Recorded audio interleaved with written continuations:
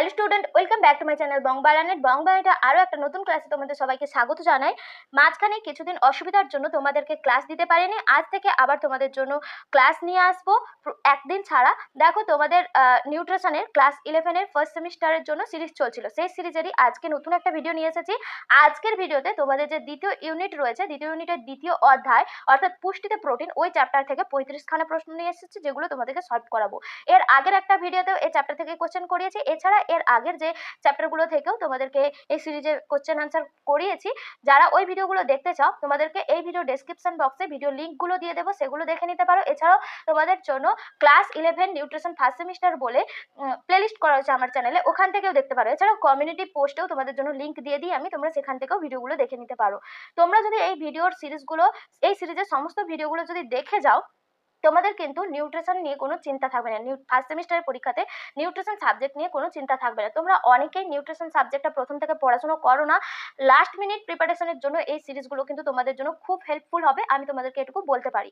তোমরা যারা এই পিডিএফগুলো চাও, অবশ্যই বংবালানের টেলিগ্রাম চ্যানেলে জয়েন করবে, ওখানে তোমাদেরকে আমি পিডিএফগুলো সমস্ত প্রোভাইড করে দিই। তো আজকে আর দেরি না করে ক্লাসটা স্টার্ট করছি। দেখো, ক্লাসটা যদি ভালো লাগে অবশ্যই একটা লাইক করো, কমেন্ট করে জানিও এবং বন্ধুদের সাথে শেয়ার করতে কিন্তু ভুলে যেও না। চ্যানেলটাকে সাবস্ক্রাইব করে পাশে থেকো, এরকমই আরো নতুন নতুন বায়োলজি নিউট্রিশনের উপর ভিডিও পাওয়ার জন্য। দেখো, প্রথম প্রশ্ন কি রয়েছে, দেহের জলসাম্য নিয়ন্ত্রণে সাহায্য করে কোন প্রোটিন? অ্যাক্টিনোমাইসিন, অ্যালবুমিনোগ্লোবুলিন, ল্যাক্টোঅ্যালবুমিন, ল্যাক্টোগ্লোবুলিন, কোনোটাই নয়। এখানে যে সঠিক অপশন হয়ে যাবে অ্যালবুমিন গ্লোবুলিন, অপশন খ হয়ে যাবে সঠিক আনসার। দেখো, এর পরে রয়েছে কোয়াশিওকর সাধারণত দেখা যায়। কোয়াশিওকর কাদের, কত বয়সের শিশুদের মধ্যে দেখা যায়? 0 থেকে 6 মাস শিশু, 1 থেকে 4 বছরের শিশুদের মধ্যে, 5 বছরের ঊর্ধ্বে শিশুদের, প্রাপ্তবয়স্কদের মধ্যে। এখানে অপশন খ হয়ে যাবে সঠিক আনসার, 1 থেকে 4 বছরের শিশুদের মধ্যে। এর পরে রয়েছে দেখো, মেরাসমাস রোগের লক্ষণ হলো। মেরাসমাস রোগের লক্ষণ কি? পেশি ধ্বংস হয়ে দেহ অস্থি চর্মসার হওয়া, অনাক্রম তন্ত্রের কার্যকারিতা ব্যাঘাত ঘটা, দেহের ওজন হ্রাস ও শক্তি ক্ষয়, সবগুলো। মেরাসমাস রোগের লক্ষণ কিন্তু সবগুলোই, অপশন ঘ হয়ে যাবে। এই মেরাসমাস আর কোয়াশিওকর এগুলো কিন্তু পিএম বা প্রোটিন এনার্জি ম্যালনিউট্রিশন। এরপরে রয়েছে দেখো, প্রোটিনের আধিক্যজনিত রোগ কোনটি? নেফ্রাইটিস, নেফ্রোসিস, ক খ উভয়েই মেরাসমাস। দেখো, এক্ষুনি বললাম মেরাসমাস প্রোটিনের অভাবজনিত ফল। তো এখানে চেয়েছে প্রোটিনের আধিক্যজনিত রোগ, প্রোটিনের আধিক্যজনিত রোগ অপশন গ হয়ে যাবে, মানে ক খ দুটোই, নেফ্রাইটিস আর নেফ্রোসিস। এরপরে রয়েছে দেখো, কোন ক্ষেত্রে প্রোটিনের উপচিতি বিপাকের হার অপচিতি বিপাকের হারের থেকে বেশি হয়? ধনাত্মক নাইট্রোজেন সাম্য, ঋণাত্মক নাইট্রোজেন সাম্য, নাইট্রোজেন অসাম্য, মিনারেল সাম্য। উপচিতি বিপাক মানে গঠনমূলক কাজ যেখানে বেশি হয়, অপচিতি বিপাক মানে যেখানে ধ্বংসমূলক কাজ বেশি হয়। অর্থাৎ গঠনমূলক কাজ ধ্বংসমূলক কাজের থেকে যদি বেশি হয়, সেক্ষেত্রে সেটাকে বলা হয় ধনাত্মক নাইট্রোজেন সাম্য। ধনাত্মক মানে পজিটিভ নাইট্রোজেন সাম্য। তো সেই জন্য অপশন ক হয়ে যাবে সঠিক আনসার। এরপরে রয়েছে দেখো, নিম্নলিখিত কোনটির পিইআর শূন্য? মাছ, সয়াবিন, জিলাটিন, দুধ। পিইআর এটা কি পরে বলছি, পরে কোশ্চেনে রয়েছে। এখানে যেটা পিআর শূন্য সেটা হয়ে যাবে অপশন গ একটা, জিলাটিন। দেখো, এরপরে তোমাদের যে কোশ্চেনটা রয়েছে, প্রোটিনের ডাইজেস্টিবিলিটি কোএফিসিয়েন্ট হলো। প্রোটিনের ডাইজেস্টিবিলিটি কোএফিসিয়েন্ট বা প্রোটিনের পাচনাঙ্ক কি? এখানে সেটাই তোমাদেরকে বলতে হবে। অপশনগুলো দিয়েছে দেখো, গৃহীত প্রোটিনে শতকরা যত ভাগ অন্ত থেকে বিশ্বসিত হয়, গৃহীত প্রোটিনে শতকরা যত ভাগ রেচিত হয়, গৃহীত প্রোটিনে শতকরা যত ভাগ তাপ উৎপাদনে কাজে লাগে, কোনোটাই নয়। এখানের মধ্যে প্রোটিনের ডাইজেস্টিবিলিটি কোএফিসিয়েন্ট বা প্রোটিনের পাচনাঙ্ক বলা হয় গৃহীত প্রোটিনের যত ভাগ আমাদের অন্ত্র থেকে শোষিত হয় সেটাকেই বলা হয়, নিঃশ্বসিত হয় সেটাকেই বলা হয় ডাইজেস্টিবিলিটি কোএফিসিয়েন্ট। অপশন কয়েকটা হয়ে যাবে সঠিক আনসার। এরপরে দেখো রয়েছে পিইআর, এই কথাটির পুরো নাম কি? পিইআর এর পুরো নাম কি? Protein energy ratio, protein efficiency ratio, protein energy requirement, protein efficiency rate, protein energy ratio. দেখো, পিইআর বলতে বোঝায় আমরা যে পরিমাণ 1 গ্রাম খাদ্য থেকে যে পরিমাণ প্রোটিন গ্রহণ করি, 1 গ্রাম প্রোটিন গ্রহণ করলে আমাদের দেহের ওজন যে পরিমাণে বৃদ্ধি পায় সেটাকে বলা হয় প্রোটিনের মানে সেই যে কার্যকারিতা অনুপাতটাকে বলা হয় পিইআর।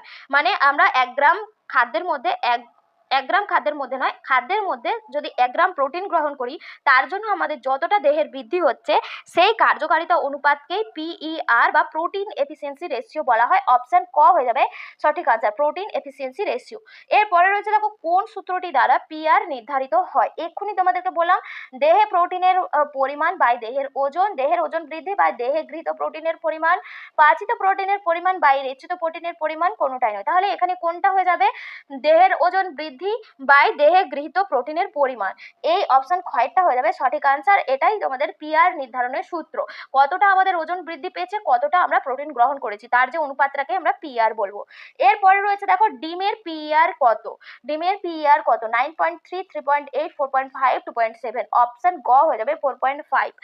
নেক্সট রয়েছে দেখো, নেক্সট তোমাদের প্রোটিনের জৈব মূল্য নির্ণয়ের সূত্র কতগুলো রয়েছে। এই সূত্রগুলো তোমাদের পরীক্ষায় আসতে পারে, সেই সূত্রর ওপরে কয়েকটা কোশ্চেন রয়েছে। এগুলো আমি টাইপ করিনি, তোমাদেরকে বই থেকে কোশ্চেনগুলো দিয়ে দিয়েছি।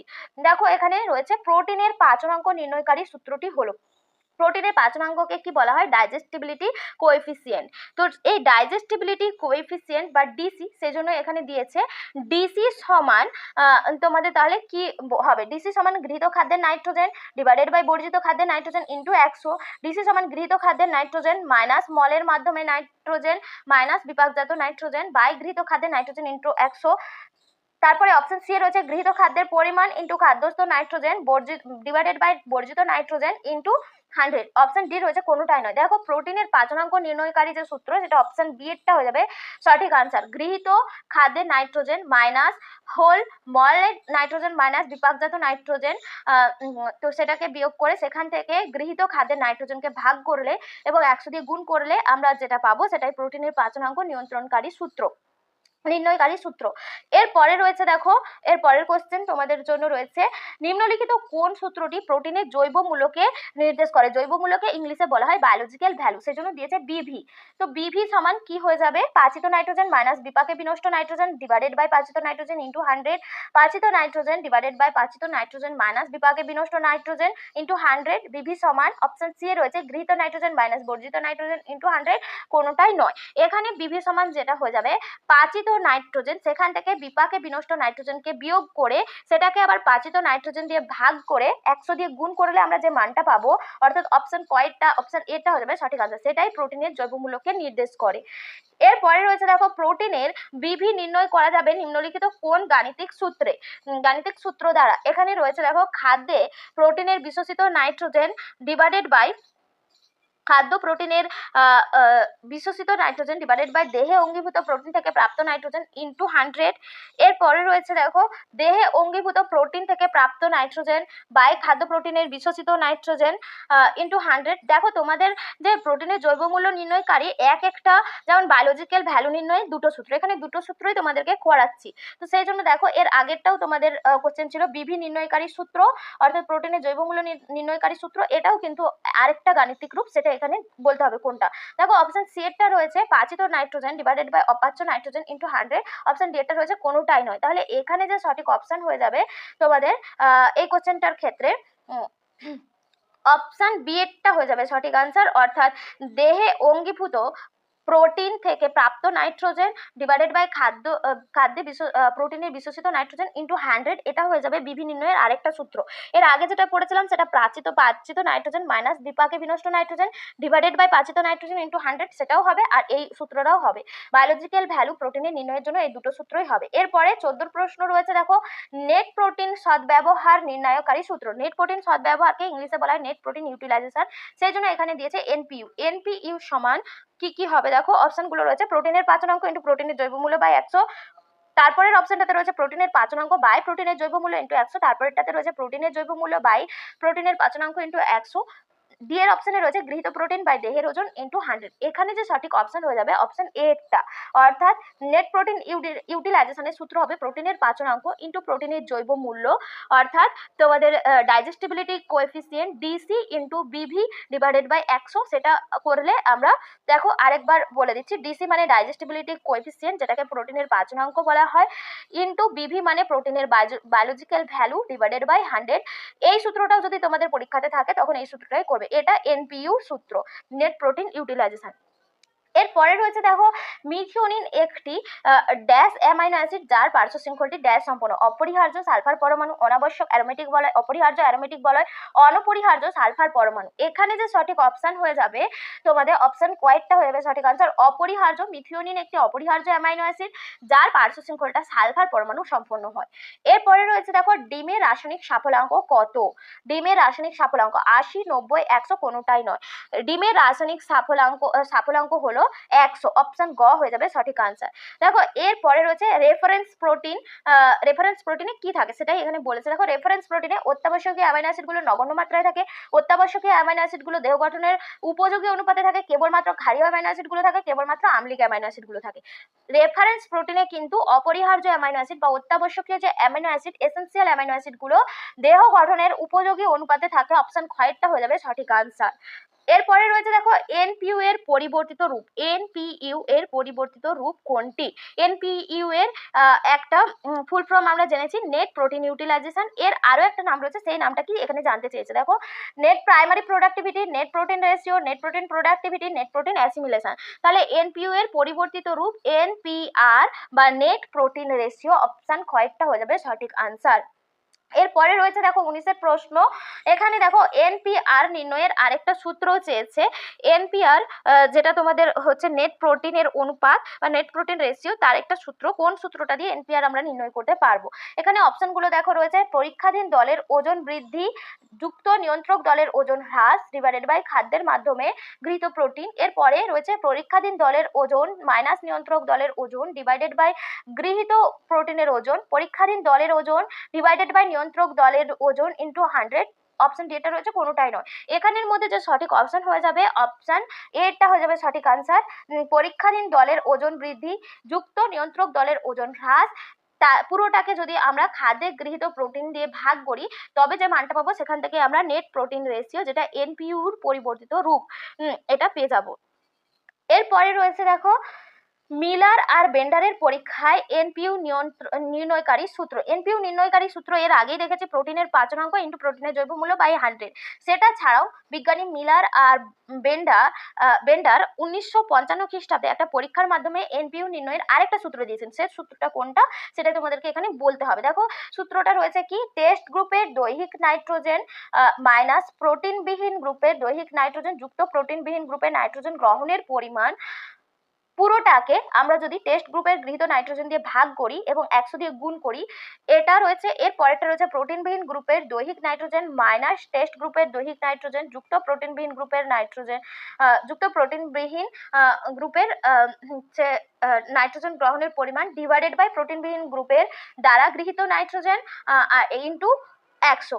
এর পরেরটা রয়েছে গ্রুপের দৈহিক ওজন ডিভাইডেড বাই টেস্ট গ্রুপের দ্বারা গৃহীত নাইট্রোজেন ইন্টু 100। অপশন এটা রয়েছে কোনোটাই নয়।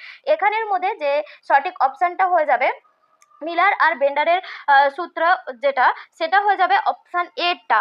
মানে তোমাদের এখানে টেস্ট গ্রুপের দৈহিক নাইট্রোজেন, সেখান থেকে যদি টেস্ট গ্রুপের দৈহিক নাইট্রোজেন থেকে যদি আমরা প্রোটিনবিহীন গ্রুপের দৈহিক নাইট্রোজেন যুক্ত প্রোটিনবিহীন গ্রুপের নাইট্রোজেন গ্রহণের পরিমাণ ওটাকে বাদ দিয়ে দিই এবং সেটাকে টেস্ট গ্রুপের গৃহীত নাইট্রোজেন দ্বারা ভাগ করি এবং 100 দিয়ে গুণ করি, তবেই আমরা এনপিইউ পাবো। এটা মিলার আর বেন্ডার পরীক্ষার মাধ্যমে প্রকাশ করেছিলেন। এই সূত্রটা দিয়েও কিন্তু এনপিইউ নির্ণয় করা যায়। এরপরে রয়েছে দেখো রাসায়নিক সাফল্যাঙ্ক নির্ণয়ের সূত্র। রাসায়নিক সাফল্যাঙ্ককে ইংলিশে বলা হয় কেমিক্যাল স্কোর বা সিএস। তো এটা নির্ণয়কারী সূত্র কোনটা হবে? রেফারেন্স প্রোটিনে অ্যামাইনো অ্যাসিডের পরিমাণ ডিভাইডেড বাই পরীক্ষাধীন প্রোটিনে ওই অ্যামাইনো অ্যাসিডের পরিমাণ ইন্টু 100।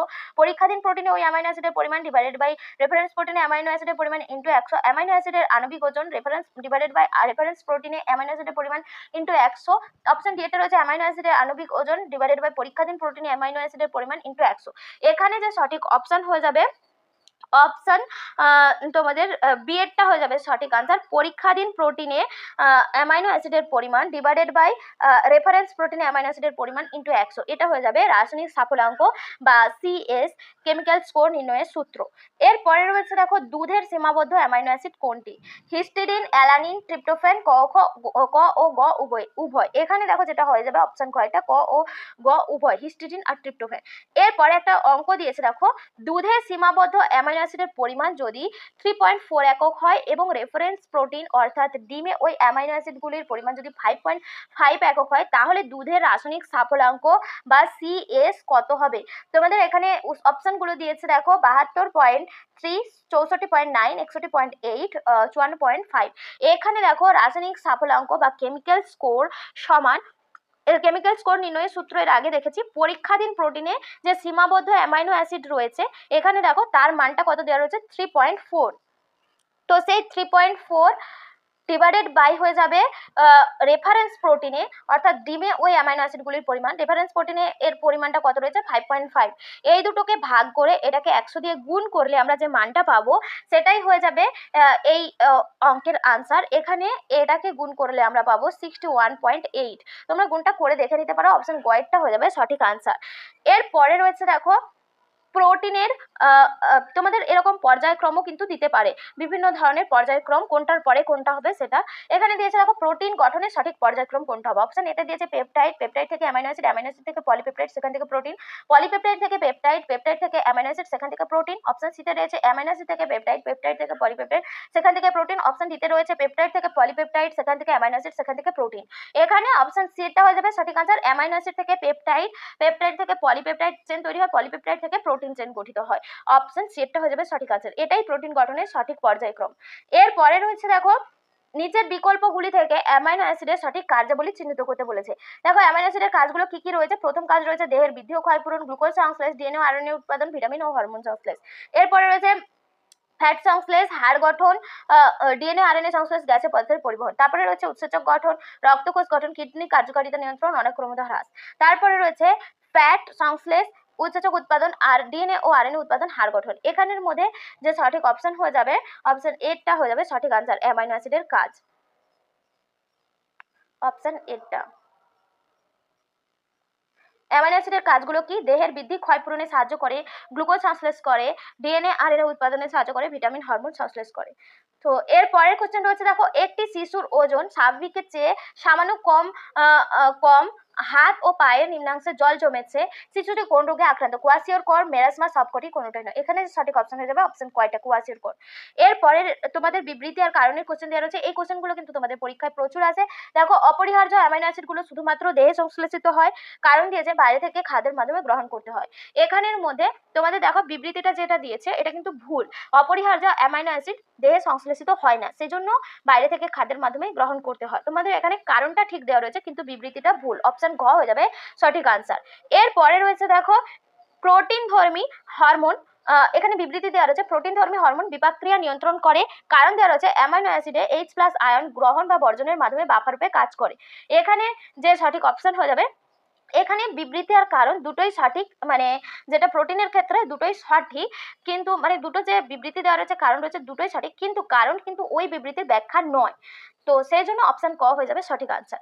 এরপরে রয়েছে দেখো তোমাদের আরেকটা কোশ্চেন দেওয়া রয়েছে, চারটা বিবৃতি দেওয়া রয়েছে, কোনটা সত্য মিথ্যা তোমাদেরকে বলতে হবে। দেখো রয়েছে উৎস অনুসারে প্রোটিন দু রকমের হতে পারে, উদ্ভিজ প্রোটিন, প্রাণীজ প্রোটিন। বিবৃতি দুতে রয়েছে এটা ঠিক আছে। বিবৃতি দুইতে রয়েছে উদ্ভিজ প্রোটিনের পুষ্টিমূল্য প্রাণীজ প্রোটিনের পুষ্টিমূল্যের তুলনায় বেশি, এটা কিন্তু ভুল।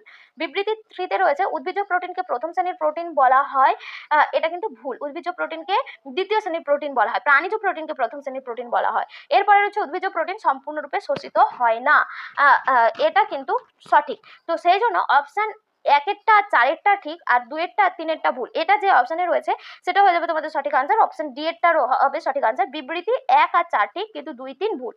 এরপরে রয়েছে দেখো একটা স্তম্ভ মেলানো দিয়েছে, স্তম্ভ মেলানোটাতে আমি তোমাদেরকে অপশন দিইনি, তোমাদের অপশন দেওয়া থাকবে, আমি তোমাদেরকে শুধু মিলিয়ে দেখিয়ে দেবো। দেখো এখানে রয়েছে রঞ্জক পদার্থ জাতীয় প্রোস্টেটিক গ্রুপ যুক্ত protein, lipoprotein, phosphoric acid prostatic group যুক্ত প্রোটিন, হিমোগ্লোবিন, নাইট্রোজেন শর্করা প্রোস্টেটিক গ্রুপ যুক্ত প্রোটিন, ফসফোপ্রোটিন, ফ্যাট জাতীয় প্রোস্টেটিক গ্রুপ যুক্ত প্রোটিন, গ্লাইকোপ্রোটিন। এখানের মধ্যে যে সঠিক অপশনটা হয়ে যাবে দেখো তোমাদের একেরটা রঞ্জক প্রোটিন এটা হিমোগ্লোবিন হয়ে যাবে, ফসফরিক অ্যাসিড এটা ফসফোপ্রোটিন হয়ে যাবে, নাইট্রোজেন শর্করা এটা হয়ে যাবে তোমাদের যেটা হচ্ছে কি অপশন ঘরটা হয়ে যাবে গ্লাইকোপ্রোটিন, আর ফ্যাট জাতীয় হলে লাইপোপ্রোটিন বলা হয়। তো সেই জন্য তোমাদের যে অপশনে দেখবে এরকম রয়েছে, একেরটা খ, দুয়েরটা থাকবে তোমাদের গ, আর তিনেরটা থাকবে তোমাদের ঘ, আর চারেরটা থাকবে তোমাদের ক। তো এই অপশন যেখানে থাকবে সেই অপশনটা হয়ে যাবে সঠিক আনসার।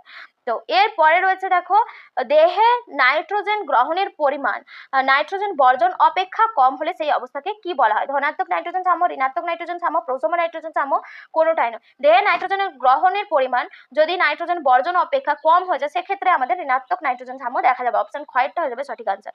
এরপরে রয়েছে দেখো এনসেফালোপ্যাথির লক্ষণ কোনটি। গাঁটে গাঁটে ইউরিক অ্যাসিড জমা, কিডনিতে পাথর তৈরি হওয়া, মস্তিষ্কে অ্যামোনিয়া জমা হওয়া, পিত্তথলিতে পাথর তৈরি হওয়া। এটা হয়ে যাবে তোমাদের অপশন গয়েরটা, মস্তিষ্কে অ্যামাইনো অ্যাসিড জমা হওয়া, এটা প্রোটিনের আধিক্যের ফলে হয়। অত্যধিক প্রোটিন যখন আমরা গ্রহণ করি সেগুলো ভেঙে গিয়ে অ্যামোনিয়া উৎপন্ন হয়, যেগুলো আমাদের মস্তিষ্কে জমা হয়। এই রোগটাকেই বলা হয় এনসেফালোপ্যাথি।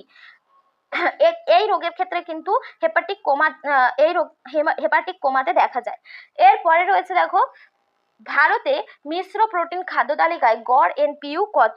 60, 65, 70, 75। এখানে সঠিক অপশন হয়ে যাবে 65। ভারতের মিশ্র প্রোটিন খাদ্য তালিকায় গড় এনপিইউ বা নেট প্রোটিন ইউটিলাইজেশন 65। এরপরে রয়েছে দেখো, খাদ্যস্থ প্রোটিনের ক্ষেত্রে 1 গ্রাম নাইট্রোজেন ড্যাশ গ্রাম প্রোটিনের সমান। 40.75, 50, 6.25, 7.5।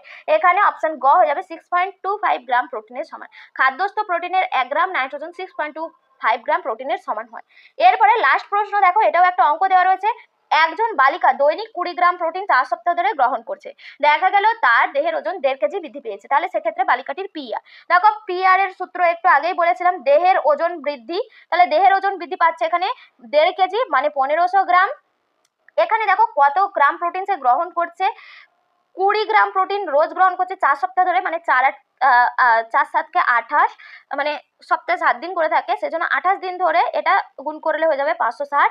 তাহলে মোট সে প্রোটিন গ্রহণ করছে 560 গ্রাম, কিন্তু তার দেহের ওজন বৃদ্ধি পাচ্ছে 1500 গ্রাম। এটাকে যদি 100 দিয়ে গুণ করা হয় তবেই আমরা পিআর এর মানটা পেয়ে যাব। তো এখানে যদি আমরা এটাকে কাটাকাটি করি তবে যে মানটা আসবে এই সূত্রের, এখানে অপশন খয়েরটা হয়ে যাবে সঠিক আনসার 2.67। তোমাদের কিন্তু এই ধরনের অঙ্কগুলো পরীক্ষাতে আসতে পারে। এই সূত্রগুলো জানা থাকলে তোমরা অঙ্কগুলো করতে পারবে। তো আজকে তোমাদের এখানেই কোশ্চেন আনসার শেষ হয়ে গেছে। এরপরে দেখো তোমাদের জন্য একটা নোট রেখেছি। তো এখানে দেখো নোটটাতে কি রয়েছে, এখানে কয়েকটা নির্দিষ্ট প্রোটিনের বিভি মানে যেটাকে বায়োলজিক্যাল ভ্যালু বলা হয়, এনপিইউ মানে নেট প্রোটিন ইউটিলাইজেশন, আর পিআর প্রোটিন এফিসিয়েন্সি রেশিও, এইগুলোর মান তোমাদের দেওয়া রয়েছে, বা রাসায়নিক সাফল্যাঙ্ক বা যেটাকে সিএস বলা হয়, এই সবের লিস্ট একটা দিয়ে দিয়েছে। এইগুলো থেকে কিন্তু তোমাদের পরীক্ষায় কোশ্চেন আসতে পারে। তোমরা এই লিস্টটা ভালো করে দেখে যেতে পারো। এখানে দেখো ডিমের দিয়েছে, যেমন ডিমের বিভি 90, রাসায়নিক সাফল্যাঙ্ক সিএস 100, পিআর 4.5, এনপিইউ 91, এইগুলো থেকে কোশ্চেন শর্ট কোশ্চেন আসতে পারে। সেই জন্য এই কোশ্চেনগুলো একটু, এই লিস্টটা একটু ভালো করে দেখে যাবে। তো আজকের ভিডিওটা তোমাদের এখানেই শেষ করছি। ভিডিওটা তোমাদের কেমন লাগছে অবশ্যই কমেন্ট করে জানিও। ভালো লাগলে বন্ধুদের সাথে শেয়ার করতে ভুলে যেও না। তোমরা যত লাইক শেয়ার কমেন্ট করবে আমি কিন্তু তোমাদের জন্য এরকম নতুন নতুন সিরিজ আনার জন্য আরো বেশি করে মোটিভেশন পাবো। তোমাদের জন্য হচ্ছে গিয়ে নেট বায়োলজির বলছি সরি, তোমাদের জন্য নিউট্রিশনের যে পর্ষদের কোশ্চেন আনসারেরও একটা সেট করিয়েছি, ওটারও লিঙ্ক আমার এতে দেওয়া থাকবে ডিসক্রিপশন বক্সে। এই ভিডিওরই তোমরা দেখে নিতে পারো। তোমরা ওই 11-এর সিরিজটা যদি প্লেলিস্টটা দেখো নিউট্রিশনের, ওখান থেকে সমস্ত ভিডিওগুলো পেয়ে যাবে। আর তোমাদের পরীক্ষার রুটিন তো দিয়ে দিয়েছে, আশা করি তোমরা রুটিনটা দেখেছো। তোমাদের পরীক্ষা কেমন, কোন সময় হবে এবং কত তারিখ থেকে পরীক্ষা শুরু হচ্ছে, 13 তারিখ থেকে পরীক্ষা শুরু হচ্ছে, কোন তারিখে কি কি পরীক্ষা রয়েছে সেটাও দেখেছো তোমরা। আর কয়েকটা দিনে বাকি রয়েছে, এই কয়েকটা দিন খুব ভালোভাবে প্রস্তুতি নাও পরীক্ষার জন্য। যারা নিউট্রিশন একদমই প্রিপারেশন নাওনি তারা কিন্তু এই ভিডিওগুলো দেখে যেতে পারো। আমি তোমাদেরকে বলবো তোমাদের জন্য খুব হেল্পফুল হবে। তো আজকে আর বেশি কথা বলছি না, শেষ করছি এখানে। আবার পরের ক্লাসে তোমাদের জন্য ফ্যাট থেকে দুটো সিরিজের ভিডিও, এই সিরিজেরই ফ্যাটের চ্যাপ্টার থেকে দুটো ভিডিও নিয়ে আসবো, যেগুলো তোমরা দেখে নিলে তোমাদের ফার্স্ট সেমিস্টারে পুরো নিউট্রিশনটা কমপ্লিট হয়ে যাবে। আজকে টাটা।